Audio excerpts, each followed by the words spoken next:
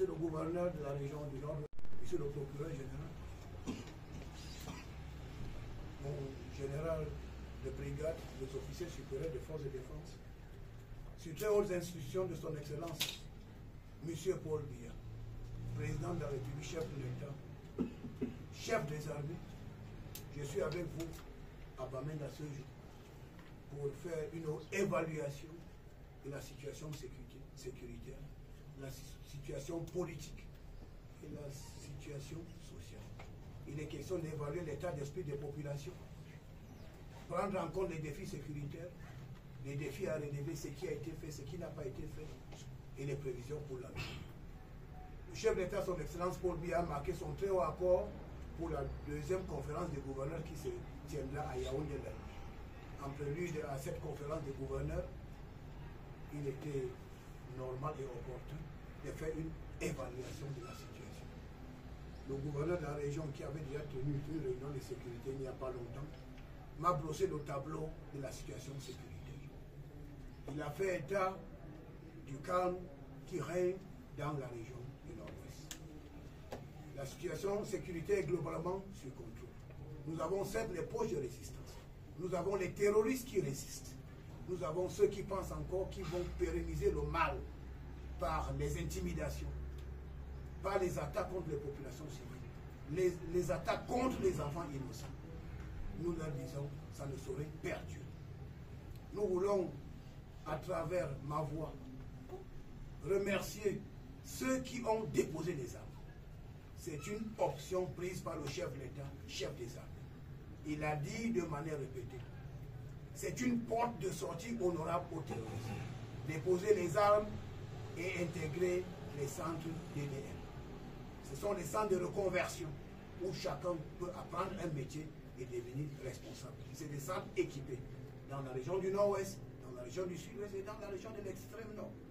Et aujourd'hui, je crois que le message du chef de l'État, son Excellence Paul Biya, a été très bien compris et capté par les camionneurs responsables. Dans la région du Nord-Ouest, suivant les statistiques, nous avons enregistré environ 1800 ex-terroristes qui ont déposé les armes volontairement et qui séjournent actuellement dans le centre DDM. Dans la région du Sud-Ouest, nous avons enregistré environ 1700 personnes également, jeunes, qui ont déposé les armes. Et lorsque nous discutons avec eux, ils reconnaissent qu'ils ont été trompés, induits à l'erreur. Ils ont été parfois drogués pour commettre des atrocités.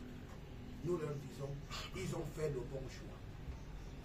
C'est une décision du chef de l'État. Que ceux qui déposent des armes vont intégrer les centres DDM. Mais ceux qui restent dans la nature, pensant qu'ils vont continuer les atrocités, qu'ils sachent qu'ils n'auront pas de repères, ils seront pourchassés. Ils seront traqués dans leur dernier retranchement. Et ils vont tomber dans le filet des forces de défense et de sécurité. Nous avons les forces de défense et de sécurité qui sont des professionnels, qui savent ce qu'ils doivent faire, qui font des opérations chirurgicales très bien ciblées pour protéger les civils, les populations civiles, tout en traquant les terroristes. Le chef de l'État est très fier du travail, n'est-ce pas, accompli par les forces de défense et de sécurité et par les autorités administratives. Le chef de l'État, à travers ma modeste personne, m'a chargé de transmettre ses encouragements aux forces de défense et de sécurité, aux autorités administratives et aux populations. Aujourd'hui, il y a une très bonne synergie entre les autorités administratives, les forces de défense et les populations pour traquer les terroristes. Leur chemin prendra fin bientôt. Nous ne devons pas être ébranlés par les attaques isolées. Les terroristes veulent donner l'impression de vivre. Ils sont en débandade totale. Et je pose des questions simples. Ceux qui se croyaient forts, Mad Dog, Lucifer, Cross and Die, Ayeke, soi-disant Firmacha, ils sont où? Ils séjournent aujourd'hui dans le royaume de Lucifer. Le royaume de Lucifer, c'est le temple du mal. Mais aujourd'hui, j'ai l'impression que Lucifer veut déjà rejeter les terroristes des régions du Nord et du Sud-Ouest.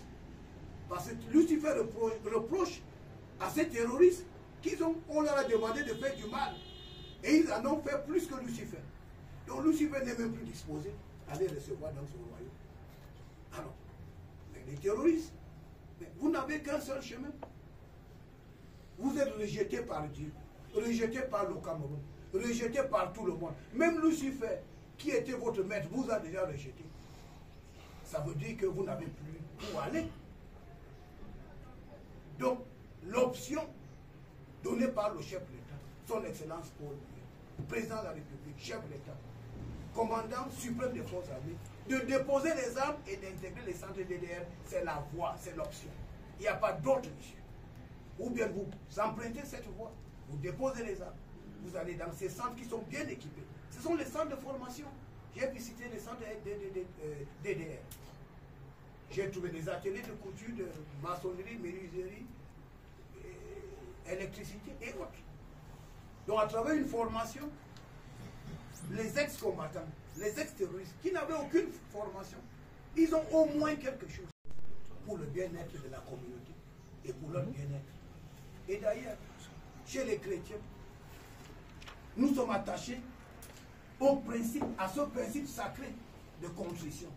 Sans l'acte de contrition, il n'y a pas de rédemption. Il faut que ça soit clair. L'acte de contrition, c'est d'abord reconnaître que j'ai fait des erreurs. J'ai offensé le peuple, j'ai offensé l'État et que j'ai décidé de ne plus faire du mal. Ça, c'est l'acte de contrition. Et la rédemption, c'est la nouvelle vie. Donc ceux qui vont dans le centre DDR ont fait l'acte de contrition. Et ils entrent maintenant dans la rédemption. Il faut que ça soit. Il n'y aura jamais de rédemption sans l'acte de contrition. Je ne suis pas prêtre, je ne suis pas pasteur, mais au moins je connais la religion. Et je connais Dieu. Donc il est important. Nous devons sensibiliser nos enfants. Nous devons sensibiliser nos enfants. Et il faut que ça soit clair.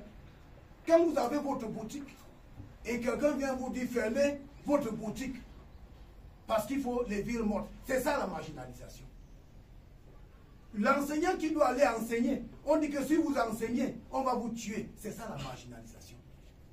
Un enfant qui doit aller étudier, qui est poignardé sur le chemin de l'école, alors qu'il veut aller apprendre à vivre le savoir, c'est ça la marginalisation. Ne nous trompons pas. Les anglophones sont en train de marginaliser les anglophones. C'est ça la réalité. Vous avez le commerce, vous ne pouvez pas faire votre commerce. Parce qu'on vous envoie des messages. L'enseignant ne peut pas aller enseigner. Parce que s'il va enseigner, on va couper son bras. On va le tuer. Ainsi de suite, ainsi de suite. Non.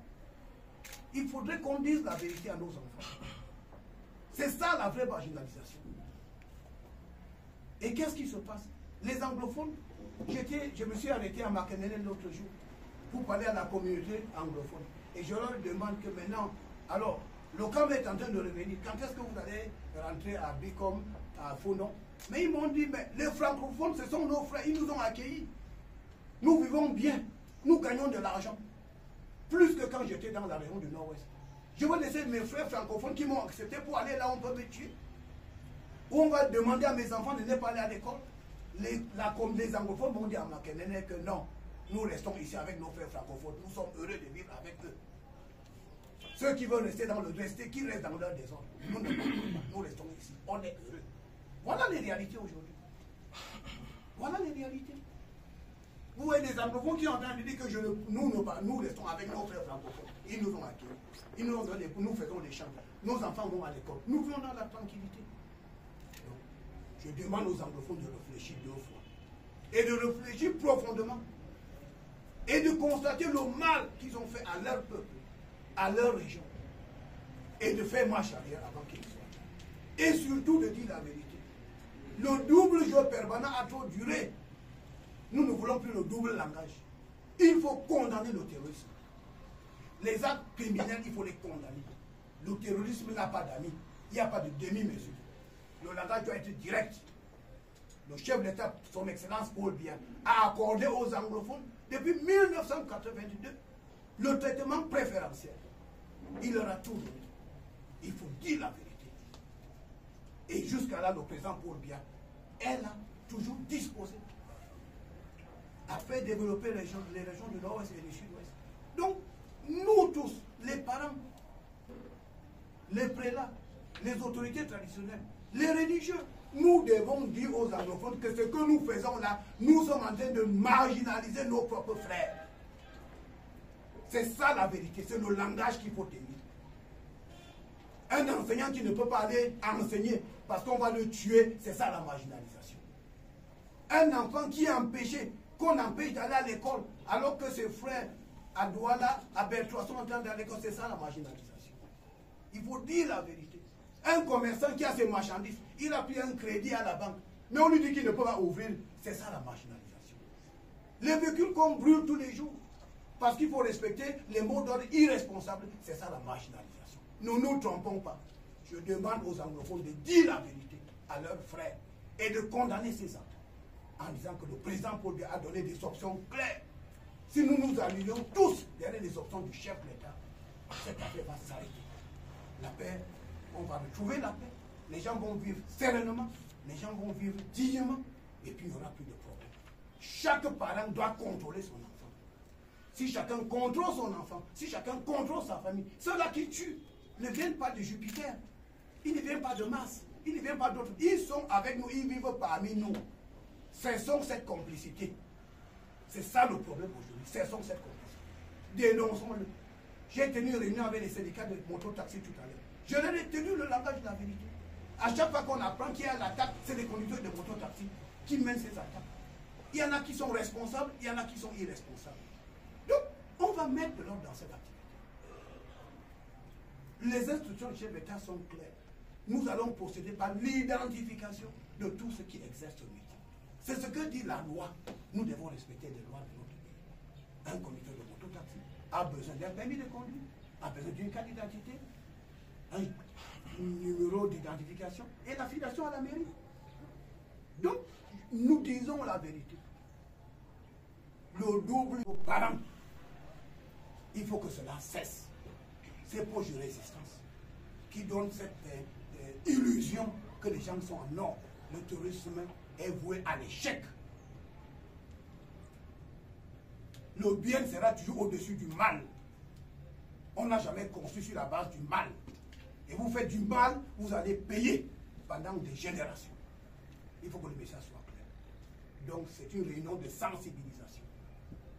Nous devons dire la vérité à nos enfants.